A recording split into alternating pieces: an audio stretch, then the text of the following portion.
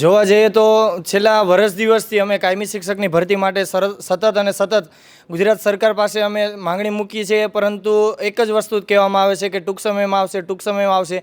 મારે તો ગુજરાતના શિક્ષણ મંત્રીને એવું પૂછવું છે કે તમારી ડાયરી હોય ને તો એક વખત એમાં જોજો કે ટૂંક સમયનો અર્થ શું થાય છે. કેમ કે દરેક વખતે વાયદાઓ વચન અને માત્ર લોલીપોપ જ દેખાવામાં આવે છે. આ તમે આજે આની પહેલાં અત્યારે 3 જુલાઈ એ જાહેરાત કરવામાં આવી હતી કે 24,700ની ભરતી કરીશું, પરંતુ અમે સતત મહિના દિવસથી એમની પાસે જઈએ છીએ તો એમ કહે છે કે ઓફિશિયલ નોટિફિકેશન હમણાં આવશે. પરંતુ આજે અમે જોવા જઈએ તો નોટિફિકેશન તો સાઈડની વાત, પણ ફરીથી એક 11 મહિનાનો કરાર લાવે છે. એટલે કે તેજસ, હું અટકાવું છું. સરકારે એવું નથી કીધું કાયમી ભરતી તો નહીં કરીએ. આજે કરાર આધારિત ભરતીની જાહેરાત જરૂર થઈ છે, પણ એવું નથી કીધું કે કાયમી ભરતી નહીં કરીએ.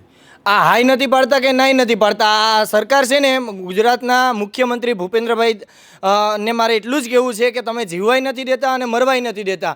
તમારે પણ સંતાન છે, એની સાથે પણ આવી રીતે આ માનસિક મજાક કરી બેઠા. આજે અમારી સાથે તો છેતરપિંડી થાય છે, અમારા પરિવાર સાથે, અમારા મા બાપ માટે, બધાય માટે આજે એક વસ્તુ આવીને બેઠે છે. આજે એ માને પૂછો કે 200 રૂપિયાની દાડી કરતો હોય ને એનો દીકરો અહીં આંદોલન કરવા માટે કે વિરોધ પ્રદર્શન કે ધરણા રેલીમાં સરકારની આંખમાં કહેવા માટે કે ભાઈ તમારા ચશ્મા સાફ કરો, યુવાન છે એ રોડ ઉપર અટકે છે. એ બાપને પૂછો કે આજે મજૂરી કરે છે, રિક્ષા ચલાવે છે, પણ આ ગુજરાતની સરકાર છે ને, ઓલું કહે છે ને કે જાડી ચામડી, આ તો આખા ઘોરખોદિયા બની ગયા છે. આને કોઈ જાતની ફરક નથી પડતું. કદાચ આજનો યુવાન મરી જશે ને તો પણ ગુજરાત સરકારને એક ટકાનો ફરક નહીં પડે, કેમ કે એને એક મક્કમ થઈ ગયા છે કે બસ. હું અટકાવું એટલા માટે, કારણ કે માનો કે સરકાર કાયમી ભરતી કરવાની છે, વાયદા ઉપર મક્કમ રહેશે કે આગામી સમયમાં એ કરે. અત્યારે કરાર આધારિત ભરતી એવો કરી રહ્યા છે, તો એમાં તકલીફ શું છે તમને?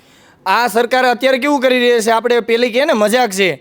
આ અમુક અત્યારે યુવાનો હોય એની જેવું કે 2 છોકરીઓ રાખે, એકને એમ કહે કે મેં તારી યારે હગાઈ કરીશ ને એકને એમ કહી દે કે હું તારી યારે લગ્ન કરીશ, અને બેયને મૂકીને એ ત્રીજા હારે જ સેટ થઈ ગયો. આ સરકાર પણ એવું જ કરે છે.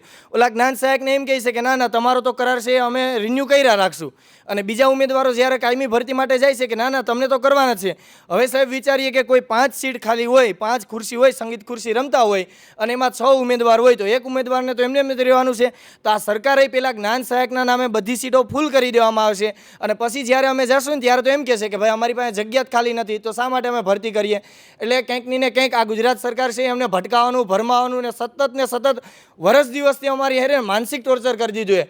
આ વખતે PCR રાખી દીધી છે સચિવાલયના ગેટે કે ટેટટાટવાળો કોઈ દીકરો દેખાય ને એટલે ડાયરેક્ટ એને ગાડીમાં પૂરીને ડાયરેક્ટ પોલીસ સ્ટેશન.